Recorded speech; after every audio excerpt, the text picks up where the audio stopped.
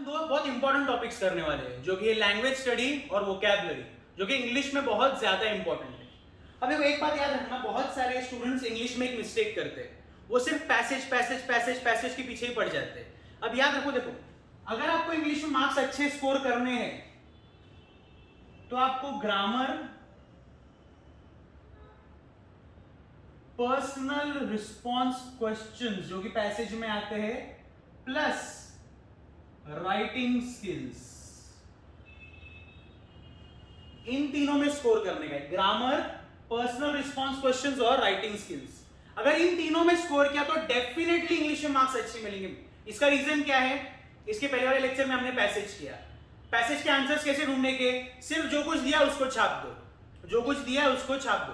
तो पैसेज बहुत ज्यादा इजी होता है, पैसेज बहुत ज्यादा इजी होता है। कभी कभी ऐसा होता है हमको उस चैप्टर के बारे में पूरी नॉलेज नहीं रहती है, तो भी हम आंसर लिख देते हैं। जैसे अनसीन पैसेज जब आता है एग्जाम में, तो हमें अनसीन पैसेज, हम पहली बार वो पैसेज देखते हैं, फिर भी हम उसमें से आंसर ढूंढ के लिख देते हैं। क्यों? क्योंकि पैसेज इजी होता है।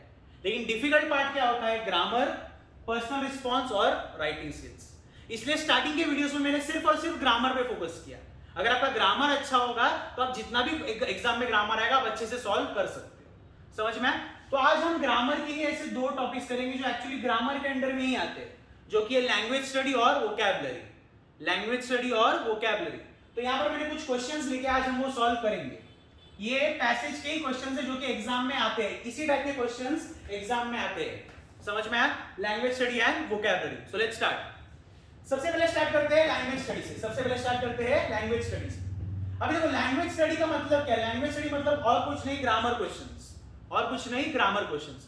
लेकिन यहां पर आपको स्पेसिफिक ग्रामर क्वेश्चंस नहीं मिलेंगे। मतलब क्या? हर क्वेश्चन टेंस का या कंपाउंड कॉम्प्लेक्स सेंटेंस का या प्रेपोजिशन का ये या वर्ब का, ये सब नहीं आएगा। कभी कभी वो लोग अलग क्वेश्चन देते हैं जो कि बहुत सिंपल रहते हैं, जो कि ओरिजिनल ग्रामर से भी बहुत ज्यादा सिंपल रहते हैं। वो हम देखेंगे। देखो कैसा क्वेश्चन आता है। अभी जैसे पहले क्वेश्चन देखो क्या दिया है। He shook his head regretfully. He shook his head regretfully. और ब्रैकेट में सिर्फ लिखा है regret और कुछ नहीं लिखा है। ब्रैकेट में क्या लिखा है? regret। मतलब एक सिंपल बात है कि ये जो वर्ड regretfully है, ये जो वर्ड regretfully है, इसकी जगह पे हमको क्या क्या यूज करना है? regret यूज करना है। समझ में आया? ये वर्ड regretfully है, इसकी जगह पे हमें क्या यूज करना है? वर्ड regret यूज करना है।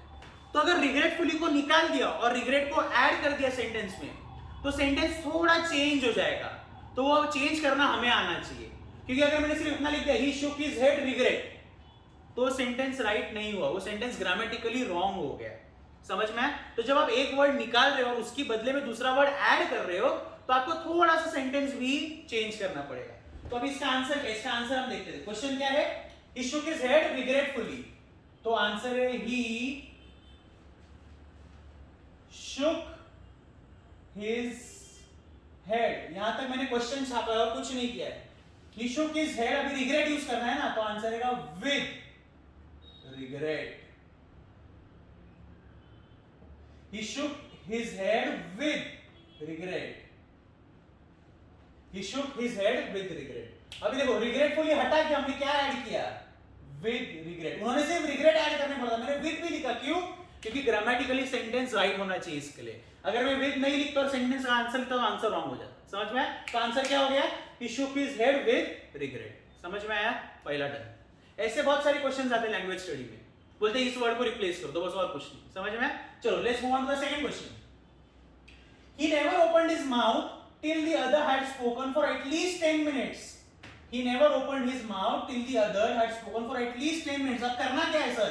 करना देखो क्या है? rewrite using only। rewrite using only। हमें सेम सेंटेंस फिर से लिखना है, लेकिन हमें क्या यूज करना है? ओनली यूज करना है। क्या यूज करना है? Only.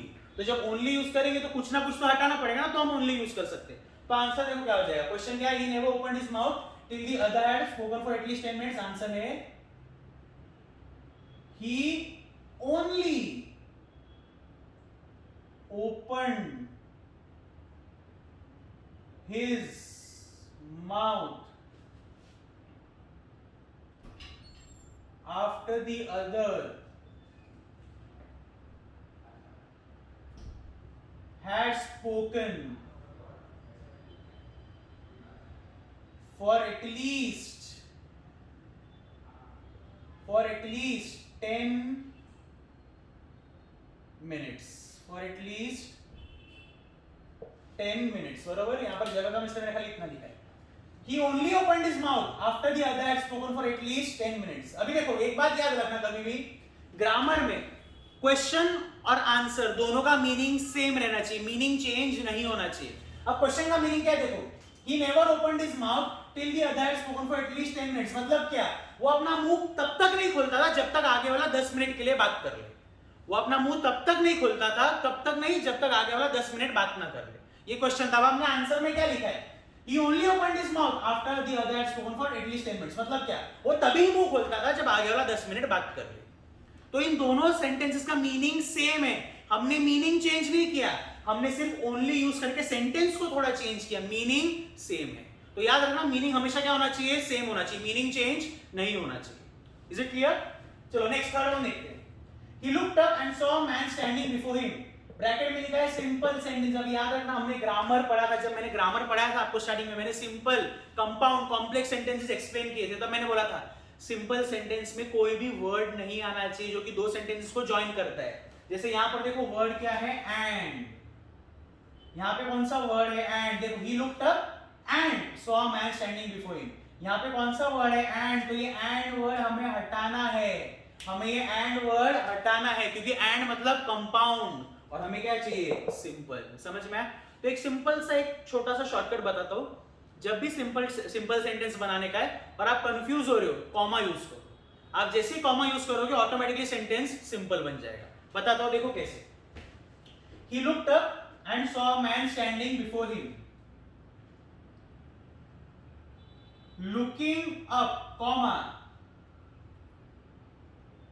he saw a man standing before him. Looking up, he saw a man standing before him. समझ में आया? देखो he looked up and था, हमें and को हटाना था. क्यों? क्योंकि and मतलब कंपाउंड. हमें क्या चाहिए, हमें चाहिए सिंपल. हमें क्या चाहिए, सिंपल. और and मतलब क्या रहता है, कंपाउंड.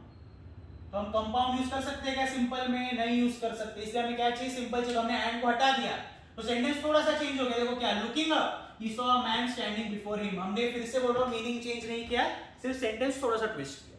बरोबर? Is it clear? देखो एकदम इजी है, कुछ डिफिकल्ट नहीं, थोड़ा सा लॉजिक लगाने का और कुछ नहीं. इसलिए ग्रामर में मार्क्स स्कोर करना थोड़ा मुश्किल हो जाता है. क्यों? एक पैसेज में क्या है, आंसर देखा है छापा, आंसर देखा है छापा. लेकिन ग्रामर में थोड़ा लॉजिक यूज करना पड़ता है.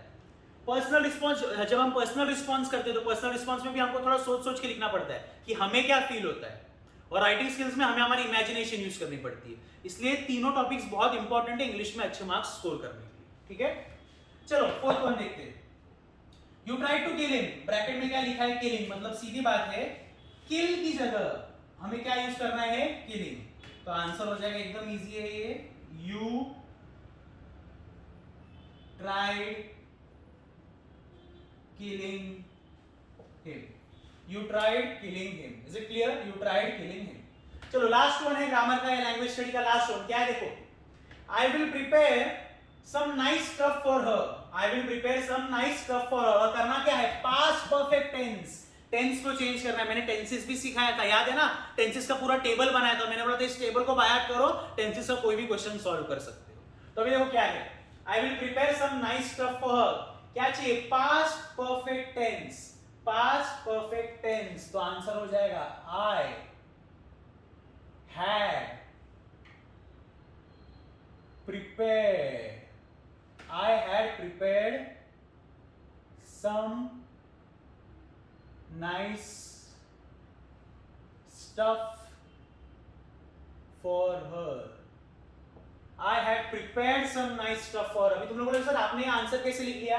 याद रखो टेबल में जब पास्ट परफेक्ट था उसके सामने मैंने लिखा था, जब भी पास्ट परफेक्ट बनाना है तो हैड प्लस ईडी करो. क्या करो, हैड प्लस ईडी. अभी देखो हैड मैंने लिख दिया इधर, और ईडी देखो प्रिपेयर था उसको प्रिपेयर्ड कर दिया. तो देखो प्रिपेयर्ड, प्रिपेयर था देखो उसको हैड ईडी. बराबर, पूरा का पूरे काम करता, पूरे को अंडरलाइन नहीं करता, सिर्फ ईडी को अंडरलाइन करता.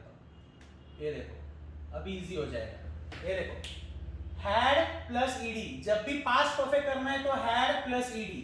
अगर प्रेजेंट परफेक्ट करना होता तो हैव प्लस ईडी या फिर हैज प्लस ईडी, क्योंकि पास्ट से तो हम क्या यूज करेंगे हैड। तो देखो क्वेश्चन में हैड था क्या, नहीं था, लेकिन मैंने हैड आंसर में ऐड किया। क्वेश्चन में ईडी था क्या, नहीं था, लेकिन मैंने आंसर में ईडी ऐड किया, तो आंसर क्या हो गया, I had prepared some nice stuff for her. I had prepared some nice stuff for her. Is it clear? देखो हमारे 5 लैंग्वेज स्टडी हो गए, 5 ग्रामर के क्वेश्चंस हो गए, बराबर समझ में आया? ये देखो पहला वाला एकदम इजी, क्या करना था, रिग्रेट, तो रिग्रेटफुली की जगह हमने रिग्रेट ऐड कर दिया। सेकंड में ओनली यूज करना था, तो हमने ओनली यूज किया। थर्ड वाले में क्या करना था, सिंपल बनाने का, तो हमने एंड को हटा दिया और सेंटेंस को सिंपल बना दिया, हमने कॉमा यूज किया। फोर्थ में किल की जगह यूज करना था किलिंग, तो हमने देखो किलिंग यूज किया। और लास्ट में टेंस चेंज करना था, बराबर? लैंग्वेज रिटर्न एकदम इजी है, खाली क्या है, थोड़ा सा लॉजिक यूज करो और कुछ नहीं। चलो वोकैबुलरी तो और ज्यादा इजी होता है। देखो क्या करना है, फर्स्ट क्वेश्चन क्या है, राइट एंटोनिम्स ऑफ। अब याद रखना एंटोनिम्स मतलब क्या, ऑपोजिट्स। एंटोनिम्स मतलब क्या, ऑपोजिट्स। सिनोनिम्स मतलब क्या, सेम मीनिंग। एंटोनिम्स मतलब ऑपोजिट। तो राइट एंटोनिम्स ऑफ लाइट और फ्यू। लाइट का ऑपोजिट क्या है, लाइट का ऑपोजिट डार्क। लाइट का ऑपोजिट क्या, डार्क। फ्यू का ऑपोजिट क्या है, फ्यू मतलब कम, फ्यू का ऑपोजिट मेनी। लाइट का है डार्क, फ्यू का मेनी। अगर आपने लाइट का डार्कनेस लिखा तो भी चलेगा, तो भी राइट आंसर है। लाइट का ऑपोजिट क्या है, डार्क। फ्यू का ऑपोजिट क्या, मेनी। Is it clear? चलो नेक्स्ट, मैच द सफिक्सेस। जैसे मैंने पिछले बार बताया था, ये देखो मैच द सफिक्सेस। एक रहता है सफिक्स, एक रहता है प्रीफिक्स, बरोबर? पहले प्रीफिक्स लिखता हूं ताकि इजीली समझेगा। ये देखो एक रहता है प्रीफिक्स, एक रहता है सफिक्स, एक रहता है प्रीफिक्स, एक रहता है सफिक्स। अब याद रखना प्रीफिक्स का नाम में ही आंसर है। प्रीफिक्स मतलब पहले, पी है ना, प। प्रीफिक्स मतलब पहले, सफिक्स मतलब बाद में। ये देखो प्रीफिक्स मतलब पहले, सफिक्स मतलब बाद में। इसका मतलब क्या, एक वर्ड के पहले अगर हम कुछ वर्ड ऐड करते हैं नया वर्ड बनाने के लिए, वो हो गया प्रीफिक्स। और वर्ड के बाद अगर हम कुछ लेटर्स या वर्ड ऐड करते हैं नया वर्ड बनाने के लिए, वो हो गया सफिक्स। जैसे प्रीफिक्स का एग्जांपल क्या है, अगर वर्ड है इंटेंशनल और मैंने बोला अनइंटेंशनल, तो वो क्या हो गया, प्रीफिक्स। क्यों, मैंने अन, यू एन है ना, वो इंटेंशनल के पहले ऐड किया है, तो अनइंटेंशनल, वो क्या हो गया, प्रीफिक्स। समझ में आया? अगर मैंने बोला वर्ड अटैच, वर्ड है अटैच और मैंने उसको बोल दिया, उसको मैंने बना दिया अटैचमेंट, तो वो क्या हो गया, सफिक्स। क्यों, मैंने मेंट को वर्ड के बाद ऐड किया है, अटैच का मैंने अटैचमेंट कर दिया, वो क्या हो गया, सफिक्स। तो जो वर्ड के पहले आता है वो प्रीफिक्स, जो वर्ड के बाद आता है वो सफिक्स। अब यहां पर क्या बोला है, मैच द सफिक्स। सफिक्स मतलब क्या, जो वर्ड के बाद आएगा, जो वर्ड के बाद आएगा। देखो अभी अपन को क्वेश्चन दिया है, ये सब वर्ड्स है, ये सब सफिक्स, हमें इनको मैच करना है और आंसर बनाना है। अब देखो मैंने पिछली बार तुम लोग को, सिर्फ तुम लोग को समझाने के लिए बच्चे लोग की तरह ऐसा मैच किया था, इस बार मैं मैच नहीं करूंगा, डायरेक्टली आंसर लिखूंगा, बराबर? अभी देखो प्रिपेयर, प्रिपेयर के बाद क्या हम ये वर्ड ऐड कर सकते हैं, प्रिपेयर योर, ऐसा कुछ हो जाएगा, नहीं। प्रिपेयर रेशन, ऐसा चलेगा? बोलो जल्दी, चलो देखते हैं। प्रिपेयरमेंट, प्रिपेयरमेंट होगा क्या, और लास्ट में क्या है, प्रिपेरेंस, प्रिपेरेंस हो सकता है क्या, बोलो क्या लगता है, बोलो। प्रिपेयर, देखो चारों वर्ड्स देखो, मैं 1 मिनट पॉज कर रहा हूं, चारों वर्ड्स देखो, तुम लोगों को क्या लगता है क्या आंसर आना चाहिए, चारों वर्ड्स देखो एक बार। प्रिपेयर के साथ क्या आना चाहिए, देखो एक बार। ठीक है, मैं आंसर लिख दूं, प्रिपेयर, तो प्रिपेयर का वर्ड क्या हो जाएगा, प्रिपेरेशन। प्रिपेयर का वर्ड क्या हो जाएगा, प्रिपेरेशन है, देखो ION, प्रिपेरेशन, बराबर? नेक्स्ट है प्रोसीड, प्रोसीड का हो जाएगा प्रोसीजर, ये देखो ये वाला UI, प्रोसीजर। थर्ड वाला क्या है, अपीयर, अपीयर का क्या हो जाएगा, अपीयर का क्या हो जाएगा, अपीयरेंस। अपीयर का क्या हो जाएगा, अपीयरेंस, ANCE। और लास्ट में क्या, आर्ग्यू, आर्ग्यू का क्या हो जाएगा, आर्ग्यूमेंट, आर्ग्यूमेंट। आर्ग्यू का क्या हो जाएगा, आर्ग्यूमेंट। अभी देखो मैं अंडरलाइन करता हूं ताकि क्लियर हो, ये देखो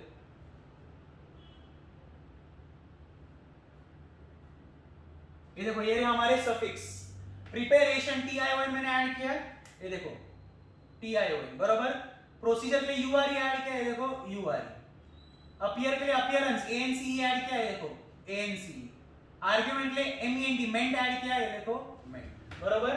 ये देखो हो गया answer, preparation, procedure, appearance, argument. Clear, easy, done?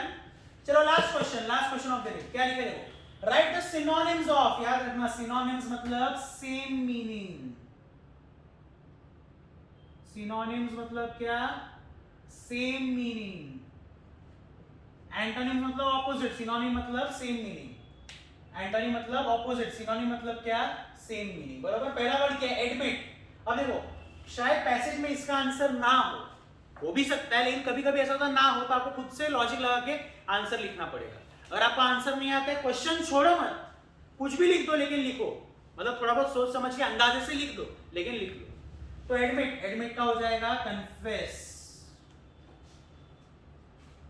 मैंने एडमिट किया कि हाँ ये मेरी गलती, मतलब मैंने कन्फेस किया, मैंने एडमिट किया मतलब मैंने क्या किया, कन्फेस किया, बरोबर। एडमिट किया मतलब मैंने क्या किया, कन्फेस किया। सेकंड क्या है देखो, एंड का क्या आएगा बोलो, एंड का आएगा finish, the match ended, the match finished, same है कि नहीं, the match ended, the match finished, the programme ended, the programme finished, same है कि नहीं, तो एंड का क्या आएगा, फिनिश, बरोबर। जरूरी नहीं कि आप ये दो आंसर लिखो, आप कुछ और भी लिख सकते हो, लेकिन क्या सेम होना चाहिए, समझ में आया। तो ये देखो आज हमने क्या किया, लैंग्वेज स्टडी और हमने किया वोकैबुलरी, लैंग्वेज स्टडी और वोकैबुलरी। याद रखना एग्जाम में जब भी पैसेज आएगा क्वेश्चन नंबर 5 और क्वेश्चन नंबर 6 सही आता है, क्वेश्चन नंबर 5 आता है लैंग्वेज स्टडी, क्वेश्चन नंबर 6 आता है वोकैबुलरी। किसी भी पैसेज में क्वेश्चन नंबर 5 आएगा लैंग्वेज स्टडी, क्वेश्चन नंबर 6 आएगा वोकैबुलरी, बरोबर, समझ में आया, इसलिए बहुत ज्यादा इंपॉर्टेंट है, ठीक है। Thank you.